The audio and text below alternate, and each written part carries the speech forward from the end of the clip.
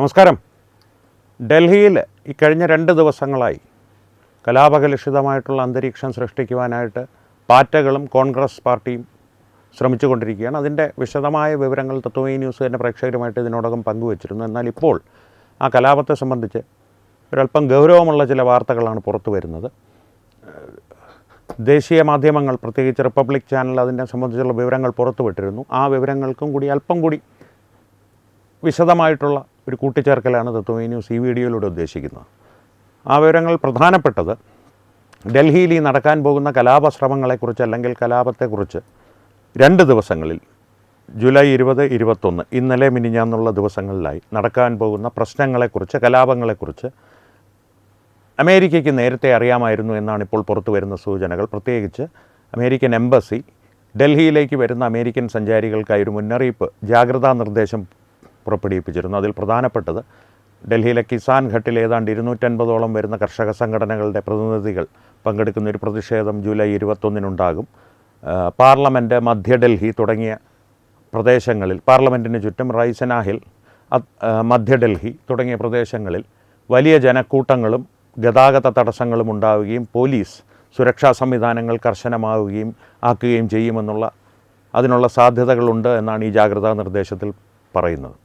ഇപ്പോൾ ഭാരതത്തിൻ്റെ രഹസ്യാന്വേഷണ ഏജൻസികൾ വളരെയധികം ജാഗരൂകരായി അന്വേഷിക്കുന്ന ഒരു പ്രധാന വിഷയം, അമേരിക്കൻ എംബസിക്ക് ഈ കലാപത്തെക്കുറിച്ച് മുൻകൂർ അറിവുണ്ടായിരുന്നു. ഇത്തരത്തിലുള്ള പ്രശ്നങ്ങൾ ഉണ്ടാക്കുവാനുള്ള സാധ്യതകൾ പാറ്റകളുടെ ഭാഗത്തു നിന്നാണെങ്കിലും കോൺഗ്രസിൻ്റെ ഭാഗത്തു നിന്നാണെങ്കിലും. പ്രത്യേകിച്ച് ജൂലൈ 20 ആണ് പറഞ്ഞിരുന്നതെങ്കിൽ കുഴപ്പമില്ല. പാർലമെൻറ്റിൻ്റെ ശീതകാല സമ്മേളനം തുടങ്ങുന്നതിനോടനുബന്ധിച്ച് അനുമതിയില്ലാതെ നിയമവിരുദ്ധമായിട്ടാണെങ്കിലും പാറ്റകൾ ഒരു പാർലമെൻറ്റ് മാർച്ചിന് പദ്ധതിയിട്ടിരുന്നു. അതിനെ സംബന്ധിച്ചുള്ള ജാഗ്രതാ നിർദ്ദേശം മാത്രമായിരുന്നു അമേരിക്കൻ എംബസിയുടെ ഭാഗത്തു നിന്ന് പുറപ്പെടുവിപ്പിച്ചിരുന്നതെങ്കിൽ ഇതിന് സംശയത്തിനിടയില്ലായിരുന്നു. പക്ഷേ ജൂലൈ 21 ഇത് സംബന്ധിച്ച് പാർലമെൻറ്റിന് ചുറ്റും മധ്യ ഡൽഹിയിലുമെല്ലാം വലിയ ഗതാഗത തടസ്സങ്ങളുണ്ടാകും. പ്രശ്നങ്ങൾ ഗുരുതരമാകുവാനും പോലീസ് സുരക്ഷാ സംവിധാനങ്ങൾ കൂടുതൽ ശക്തമാക്കുവാനുമുള്ള സാധ്യതയുണ്ടെന്ന് വളരെ വ്യക്തമായി മുന്നറിയിപ്പിൽ പറയുന്നു, ജാഗ്രതാ നിർദ്ദേശത്തിൽ പറയുന്നു. അപ്പോൾ 21 ഇന്നലെ കോൺഗ്രസ് കാണിച്ചു കൂട്ടിയ സമരാഭാസത്തിന്, മിന്നൽ സമരമെന്നവർ വിളിക്കുന്ന, പെട്ടെന്ന് പ്രധാനമന്ത്രിയുടെ വസതിയിലേക്ക് എത്തുകയും ഒടുവിൽ പാൻറ് വഴി എന്തൊക്കെയോ പുറത്തുപോയ അവസ്ഥയിൽ രാഹുൽ ഗാന്ധിയെ പോലീസുകാർ തൂക്കിയെടുത്തുകൊണ്ട് പോവുകയും ചെയ്ത സന്ദർഭങ്ങളിലേക്കൊക്കെ നയിച്ച കാര്യങ്ങൾ അമേരിക്കൻ എംബസിക്ക് മുൻകൂട്ടി അറിയാമായിരുന്നോ എന്നുള്ളൊരു സംശയം ഇപ്പോൾ ഭാരതത്തിലെ രഹസ്യാന്വേഷണ ഏജൻസികൾ കാര്യമായി അന്വേഷിച്ചു കൊണ്ടിരിക്കുകയാണ്. ഈ പാറ്റകൾക്കും കോൺഗ്രസിനും പിന്നിൽ ശക്തമായ ഏതെങ്കിലും രാജ്യവിരുദ്ധ സാന്നിധ്യമുണ്ടോ എന്നുള്ള കാര്യത്തിലേക്കും അന്വേഷണങ്ങൾ നീളുമെന്നുള്ള കാര്യം ഉറപ്പാണ്. ഇനി ഇത്രയും വസ്തുതകളാണ്, പുറത്തു വന്ന വസ്തുതകൾ. ഇനി ഇതിന് പിന്നിലേക്കുള്ള അന്വേഷണങ്ങളെ സംബന്ധിച്ച് രഹസ്യാന്വേഷണ ഏജൻസികളും പോലീസ് ഉദ്യോഗസ്ഥരും പറയുന്ന കാര്യങ്ങളാണ് ഇനി പറയുവാനുള്ളത്.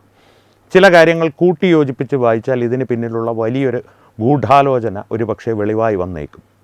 ചിന്തിച്ചു നോക്കൂ, ഇന്നലത്തെ രാഹുൽ ഗാന്ധിയും കൂട്ടരും കാണിച്ചു കൂട്ടിയ സമരാഭാസം, മല്ലികാർജുൻ ഖാർഗെയുടെ പിറന്നാൾ ആഘോഷിക്കുന്നില്ല എന്ന് രാജ്യസഭയിൽ മല്ലികാർജുൻ ഖാർഗെ വികാരാധീനനായി പ്രഖ്യാപിക്കുന്നു. ഉച്ചയ്ക്ക് 3 മണിയോടുകൂടി പ്രധാനമന്ത്രിയുടെ വസതിക്ക് വളരെ അടുത്തുള്ള മല്ലികാർജുൻ ഖാർഗെയുടെ വസതിയിൽ അദ്ദേഹത്തിൻ്റെ പിറന്നാൾ ആഘോഷിക്കുവാൻ വേണ്ടി 2 സംസ്ഥാന മുഖ്യമന്ത്രിമാർ ഉൾപ്പെടെയുള്ള കോൺഗ്രസ് നേതാക്കളുടെ സംഘം എത്തിച്ചേരുന്നു. ഇതൊന്നും നേരത്തെ പദ്ധതിയിടാതെ ഇത്തരത്തിലുള്ള യാത്രകളൊന്നും നടക്കുന്നതല്ല. വി ഡി സതീശൻ്റെ കാര്യം പറയുകയാണെങ്കിൽ ഈ കഴിഞ്ഞ ദിവസം ഡൽഹിയിലേക്ക് എത്തുന്നു എന്നുള്ളൊരു യാത്രാ സൂചന ഒരു കാര്യത്തിലും ഔദ്യോഗികമായി അദ്ദേഹത്തിൻ്റെ ഭാഗത്തു നിന്ന് ലഭിച്ചിരുന്നില്ല മിനിഞ്ഞാന്ന് വരെ. ഡി കെ ശിവകുമാറിൻ്റെ കാര്യത്തിലും അങ്ങനെ തന്നെ. ഈ 2 മുഖ്യമന്ത്രിമാരാണ് അവിടെ എത്തിച്ചേർന്നത്. കോൺഗ്രസിൻ്റെ മുതിർന്ന എം പിമാരെല്ലാവരും അവിടെ എത്തിച്ചേർന്നു. പ്രിയങ്ക ഗാന്ധിയും രാഹുൽ ഗാന്ധിയും ഒരു സമയത്തും ഡൽഹിയിൽ ഒരുമിച്ചുണ്ടാവാത്ത 2 പേരും സന്നിഹിതരായിരുന്നു. ഇവരെല്ലാവരും മല്ലികാർജുൻ ഖാർഗെയുടെ വസതിയിൽ ഒത്തുചേരുന്നു. ഒരു കേക്ക് മുറിക്കൽ നടക്കുന്നു. പിന്നെ എല്ലാവരും കൂടി ധൃതി പിടിച്ച് ഓടിത്തന്നെ പ്രധാനമന്ത്രിയുടെ വസതിക്ക് മീറ്ററുകൾക്കകലെ വന്ന് കുത്തിയിരുന്ന് പ്രശ്നങ്ങൾ ഉണ്ടാക്കുവാൻ ശ്രമിക്കുന്നു. പോലീസ് ആദ്യം വളരെ മാന്യമായി അവരോട് കാര്യങ്ങൾ പറഞ്ഞ് മനസ്സിലാക്കുവാൻ ശ്രമിക്കുന്നു. അതീവ സുരക്ഷാ മേഖലയാണിത്, ഇവിടെ ഇത്തരത്തിലുള്ള പ്രക്ഷോഭങ്ങൾ പാടില്ല എന്ന്. അവർ അതിന് വഴങ്ങുന്നില്ല. പോലീസിനോട് യാതൊരു തരത്തിലുള്ള ചർച്ചയ്ക്കും അവർ തയ്യാറാകുന്നില്ല. പോലീസിൻ്റെ യാതൊരു അനുനയ ശ്രമത്തിനും അവർ വഴങ്ങുന്നില്ല. അതേ തുടർന്ന് കേന്ദ്രമന്ത്രി ജിതേന്ദ്ര സിംഗ് രാഹുൽ ഗാന്ധിയുമായിട്ട് ചർച്ചയ്ക്ക് വരുന്നു. പാർലമെൻറ്റിൽ ഈ വിഷയം ഉന്നയിക്കണം, നീറ്റ് സംബന്ധമായിട്ടുള്ള വിഷയങ്ങളും ഈ പ്രതിഷേധ മാർച്ചിന് നേരെ പോലീസ് നടപടികളുടെ കാര്യവും എല്ലാം പാർലമെൻറ്റിൽ ചർച്ച ചെയ്യണമെന്നുള്ള രാഹുൽ ഗാന്ധിയുടെ ആവശ്യം യാതൊരു മുൻവിധികളുമില്ലാതെ കേന്ദ്ര സർക്കാർ അംഗീകരിക്കുന്നു. കേന്ദ്ര സർക്കാർ അത് അംഗീകരിക്കുമെന്ന് മനസ്സിലായതോടുകൂടി രാഹുൽ ഗാന്ധി ആവശ്യങ്ങൾ മാറ്റുന്നു. ധർമ്മേന്ദ്ര പ്രധാൻ രാജിവെക്കണം, വിദ്യാഭ്യാസ മന്ത്രി. അതിന് BJP വഴങ്ങുന്നില്ല.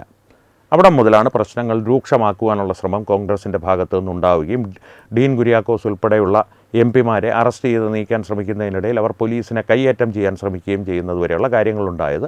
6 മണിയോടുകൂടി കേന്ദ്ര സർക്കാരിൻ്റെ ഭാഗത്തു നിന്ന് ശക്തമായ നിർദ്ദേശങ്ങൾ വന്നതനുസരിച്ച് തന്നെ ഡൽഹി പോലീസ് എല്ലാവരെയും ഈ തൂത്തുകൂട്ടിയെടുത്ത് കൊണ്ടുപോവുക എന്ന് പറയുന്ന പോലെ ആ അവസരത്തിലാണ് ഇന്നലെ ഇതിൻ്റെ ഒപ്പം ഒരു വീഡിയോ കാണിക്കാം.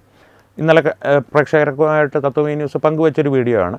രാഹുൽ ഗാന്ധിയുടെ മൂക്കിൽ നിന്ന് രക്തം വരുന്നു എന്നാണ് ഇവിടെ ഏഷ്യാനെറ്റ് ന്യൂസൊക്കെ പറഞ്ഞത്. പക്ഷേ അദ്ദേഹത്തിൻ്റെ പാൻറ്റിലൂടെയാണ് എന്തൊക്കെയോ പുറത്ത് വന്നത്. അതെന്താണെന്നുള്ളത് പ്രേക്ഷകർ തന്നെ തീരുമാനിക്കുക, ഞങ്ങളായിട്ടൊന്നും പറയുന്നില്ല. പക്ഷേ ഇതിൽ തമാശകളെല്ലാം മാറ്റിവെച്ചാലും ഇതിൻ്റെ പിന്നിലുള്ള ഒരു ആസൂത്രണ സ്വഭാവം, ആസൂത്രിതമായിട്ടുള്ള ഈ പദ്ധതി നടപ്പാക്കലിൻ്റെ ഒരു സ്വഭാവം വ്യക്തമായിക്കൊണ്ടിരിക്കുകയാണ്, കൂടുതൽ വ്യക്തമായിക്കൊണ്ടിരിക്കുകയാണ്. ഒരല്പം പിന്നോട്ട് പോയാൽ വിദേശ യാത്രകളിലായിരുന്ന രാഹുൽ ഗാന്ധി തിരികെ എത്തുന്നു. അപ്പോഴേക്കും മറ്റൊരു ഭാഗത്ത് പാറ്റകൾ ജന്തർ മന്ദറിൽ ഒത്തുകൂടുന്നു. സോനം വാങ്ചൂക്കിൻ്റെ നിരാഹാരം നടക്കുന്നു. ഈ അവസരങ്ങളിലൊന്നും കോൺഗ്രസ് പാർട്ടി പാറ്റകളുടെ സമരത്തെ സംബന്ധിച്ച് യാതൊരു പ്രതികരണവും നടത്തുന്നില്ല.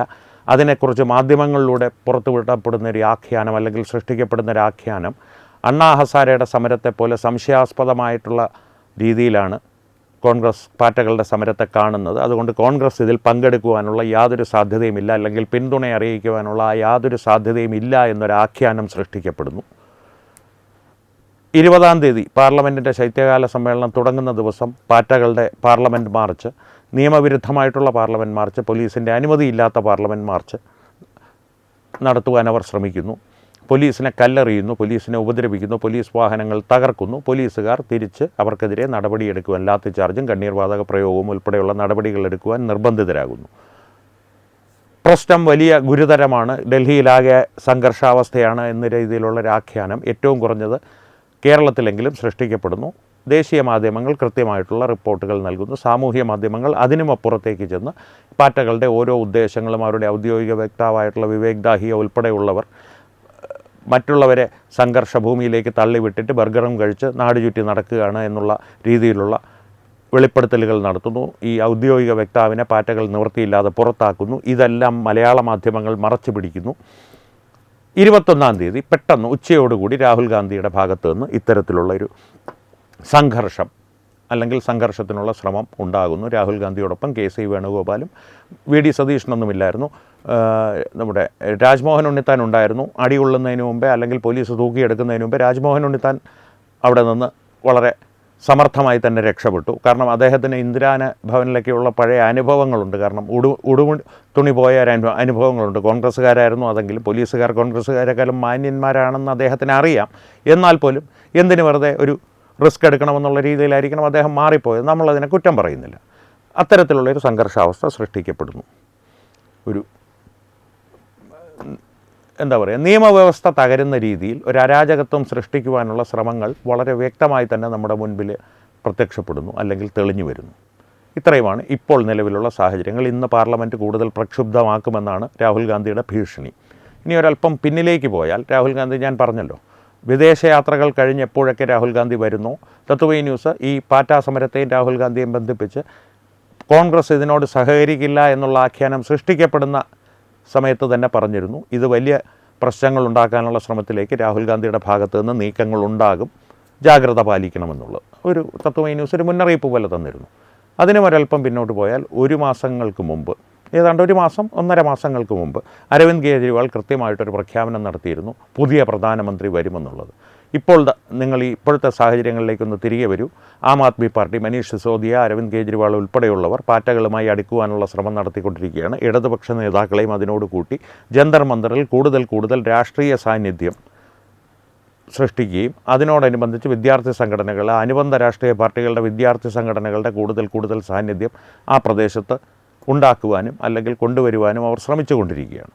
ഇത്തരത്തിൽ വളരെ ആസൂത്രിതമാണ്. ഇതെല്ലാം തമ്മിൽ ബന്ധപ്പെട്ട് കിടക്കുന്നു. പ്രത്യക്ഷത്തിൽ ഇവരെല്ലാവരും തമ്മിൽ ശത്രുതയിലാണെന്ന് തോന്നുമെങ്കിലും ഏറ്റവും കൗതുകകരമായിട്ടുള്ള കാര്യം, ഇന്നലത്തെ രാഹുൽ ഗാന്ധി അറസ്റ്റ് ചെയ്ത് പ്രധാനമന്ത്രിയുടെ വസതിയിൽ നിന്ന് അറസ്റ്റ് ചെയ്ത് നീക്കം ചെയ്യുന്ന സംഭവത്തോടനുബന്ധിച്ച് തന്നെ ആം ആദ്മി പാർട്ടിയുടെ ഭാഗത്ത് നിന്ന് കോൺഗ്രസ്സിനെതിരായിട്ടുള്ളൊരു പ്രസ്താവന വന്നിട്ടുണ്ട്. കോൺഗ്രസ് കാരണം ഈ പാറ്റകളുടെ സമരം തകരുവാൻ പോവുകയാണ്, അങ്ങനെ കാരണം പാറ്റകളുടെ സമരം തകരുവാൻ പോവുകയാണ് എന്നുള്ളൊരു ധാരണ പൊതുവേ ഉണ്ട്. കാരണം ഇവരെല്ലാവരും പ്രതീക്ഷിച്ചിരുന്നത് ഇതിലേതെങ്കിലും ഒരു സംഘർഷാവസ്ഥ സൃഷ്ടിക്കപ്പെടുന്ന വേളയിൽ പോലീസ് നിറയൊഴിക്കുവാൻ നിർബന്ധിതരാവുകയും, കാരണം ചിന്തിച്ചു നോക്കുക, ഈ സംഘർഷമൊക്കെ നടക്കുന്ന സമയത്തും പാർലമെൻറ്റ് മാർച്ച് നടക്കുന്ന സമയത്തും അഭിജിത്ത് ദീപ്കയോ സോനം വാങ്ചോക്കിൻ്റെ ഭാര്യ ഗീതാഞ്ജലിയോ ഒന്നും മുൻനിരയിൽ ഉണ്ടായിരുന്നില്ല. അവരെല്ലാം എവിടെയോ ഒളിച്ചിരിക്കുകയായിരുന്നു.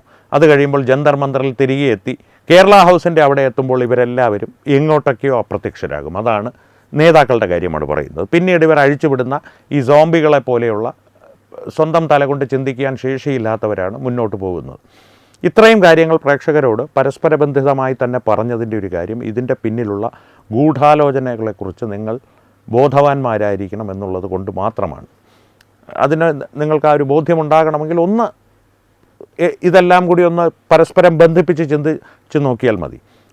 വലിയൊരു ഗൂഢാലോചനയാണ് ഇതിൻ്റെ പിന്നിലുള്ളതെന്ന് വെളിവായി വരുന്നു. പ്രത്യേകിച്ച് അമേരിക്കൻ എംബസിയുടെ ഈ ജാഗ്രതാ നിർദ്ദേശം കൂടി പുറത്തു വന്നതോടുകൂടി നടക്കുന്നത് രാജ്യത്തെ വിദ്യാർത്ഥികളെ സംരക്ഷിക്കുവാനുള്ളത് അല്ലെങ്കിൽ വിദ്യാഭ്യാസ വ്യവസ്ഥയെ സംരക്ഷിക്കുവാനുള്ള ഒരു നീക്കമല്ല. ശരിയാണ്, വിദ്യാഭ്യാസ വ്യവസ്ഥയിൽ പരീക്ഷാ വ്യവസ്ഥകളിൽ കുഴപ്പങ്ങളുണ്ട്. വർഷങ്ങളായി ആ കുഴപ്പങ്ങൾ നിലനിൽക്കുന്നുണ്ട്. ആ കുഴപ്പങ്ങൾ പരിഹരിക്കുവാനുള്ള കൃത്യമായിട്ടുള്ള നടപടികൾ കേന്ദ്ര സർക്കാരിൻ്റെ ഭാഗത്തു നിന്നുണ്ട്. തന്നെയുമല്ല, NDA മീറ്റിങ്ങിൽ കഴിഞ്ഞ ദിവസം പ്രധാനമന്ത്രി നരേന്ദ്രമോദി പറഞ്ഞത് ഇത് അക്ഷന്തവ്യമായ കുറ്റമാണ്, മഹാപാപമാണ് ഈ ക്വസ്റ്റ്യൻ പേപ്പർ ചോരുക എന്നുള്ളത്, ചോദ്യപേപ്പർ ചോരുക എന്നുള്ളത്. അത് സംബന്ധിച്ച് കൃത്യമായിട്ടുള്ള കർശനമായിട്ടുള്ള നടപടികൾ കേന്ദ്ര സർക്കാർ കൈക്കൊണ്ടിട്ടുണ്ട്. 13 പേർ ഇപ്പോൾ തന്നെ ജയിലിലാണ്. ഇത്രയും വ്യക്തമായി പ്രധാനമന്ത്രി സഖ്യകക്ഷികളോട് വിവരങ്ങൾ പറഞ്ഞിട്ടുണ്ട്. അത് മാധ്യമങ്ങൾക്കും ആ വിവരങ്ങൾ ഔദ്യോഗികമായി തന്നെ നൽകപ്പെടുകയും ചെയ്തു. മാധ്യമങ്ങൾ അത് പ്രസിദ്ധീകരിച്ചു. കേരളത്തിലെ മാധ്യമങ്ങൾ പതിവ് പോലെ അതിനത്ര പ്രാധാന്യം നൽകാതെ ഇതൊന്നും വലിയ കാര്യമുള്ള കാര്യമല്ല എന്നുള്ള രീതിയിൽ. ധർമ്മേന്ദ്ര പ്രധാൻ്റെ രാജി എന്തായാലും ഉടനെ ഉണ്ടാകാൻ പാടില്ല എന്നുള്ളതാണ് എൻ്റെ വ്യക്തിപരമായിട്ടുള്ള അഭിപ്രായം.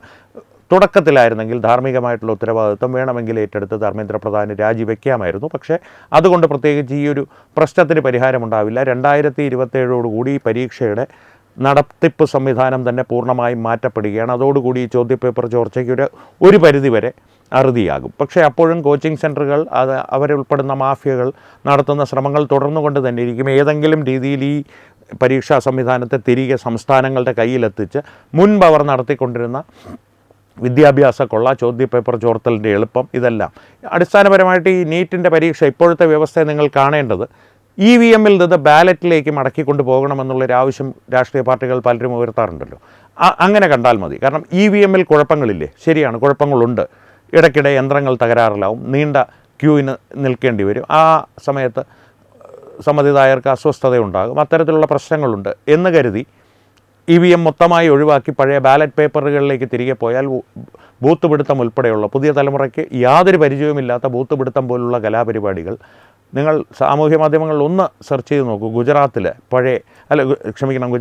ബീഹാറിലെയൊക്കെ പഴയ തിരഞ്ഞെടുപ്പുകൾ, ബാലറ്റ് പേപ്പറുകൾ ഉണ്ടായിരുന്ന കാലത്തെ തിരഞ്ഞെടുപ്പുകൾ, അതിൻ്റെ ദൃശ്യങ്ങൾ, ദൂരദർശൻ സംപ്രേഷണം ചെയ്ത ദൃശ്യങ്ങൾ ഇപ്പോഴും സാമൂഹ്യ മാധ്യമങ്ങളിൽ ലഭ്യമാണ്. തന്നെയുമല്ല, സുപ്രീം കോടതി തന്നെ നിരീക്ഷിച്ചതാണ് ഈ EVM സംബന്ധിയായിട്ടുള്ള തർക്കത്തിൽ. ബാലറ്റ് പേപ്പറുകളുടെ കാലത്ത് എന്താണ് നടന്നിരുന്നതെന്ന് മറക്കുവാൻ ഞങ്ങളാരും അത്ര പുതിയ ആൾക്കാരൊന്നും അല്ലല്ലോ. എന്താണ് നടന്നിരുന്നതെന്ന് എല്ലാവർക്കും അറിയാമെന്നുള്ള കാര്യം. ഇനി അത് തന്നെയാണ് ഇവരുടെ ഒരു ശ്രമം. കാരണം പഴയ കൂടുതൽ കുഴപ്പം നിറഞ്ഞ എന്നാൽ ഇവർക്ക് വളരെ ഗുണകരമായിട്ടുള്ള, ഈ മാഫിയകൾക്കും ഈ രാഷ്ട്രീയക്കാർക്കും ഗുണകരമായിട്ടുള്ള ഒരു സ്ഥിതിവിശേഷത്തിലേക്ക് കാര്യങ്ങളെ തിരികെ കൊണ്ടുപോകുക, അല്ലെങ്കിൽ ഒരു സാഹചര്യത്തിലേക്ക് കാര്യങ്ങളെ തിരികെ കൊണ്ടെത്തിക്കുക. അത് മാത്രമാണ് ഇവരുടെ ഉദ്ദേശം. അതിനുമൊപ്പം ഇപ്പോൾ ഏറ്റവും പ്രധാനപ്പെട്ട ഒരു ഉദ്ദേശം നരേന്ദ്രമോദിയെ എങ്ങനെയെങ്കിലും വീഴ്ത്തുകയില്ലെങ്കിൽ ഈ സംഘർഷത്തിൻ്റെ സാഹചര്യത്തിൽ ഏതെങ്കിലും തരത്തിൽ അദ്ദേഹത്തെ അപകടപ്പെടുത്തുക. അത്തരത്തിലുള്ള നീക്കങ്ങൾക്ക് വേണ്ടിയിട്ടാണ്. പ്രത്യേകിച്ച് അമേരിക്കയുടെ കൂടെ ഒരു അറിവ് ഇതിൻ്റെ പിന്നിലുണ്ടെന്നുള്ള കാര്യങ്ങൾ വെളിപ്പെടുത്തുമ്പോൾ കഴിഞ്ഞ ഒരു 6 മാസങ്ങൾക്കുള്ളിൽ ഭാരതത്തിൻ്റെ വിവിധ ഭാഗങ്ങളിൽ നിന്ന് പിടിയിലായ അമേരിക്കൻ പൗരന്മാരുടെ അനധികൃതമായിട്ടുള്ള സാന്നിധ്യം, നമ്മുടെ രാജ്യത്തെ സാന്നിധ്യം പ്രസക്തമാകുന്നത്. ഇനി എല്ലാം കൂടി ഒന്ന് ബന്ധിപ്പിച്ച് പ്രേക്ഷകരൊന്ന് ചിന്തിച്ച് നോക്കുക. എന്നിട്ട് നിങ്ങളുടെ അഭിപ്രായങ്ങൾ ഈ വിഷയത്തെ സംബന്ധിച്ച്.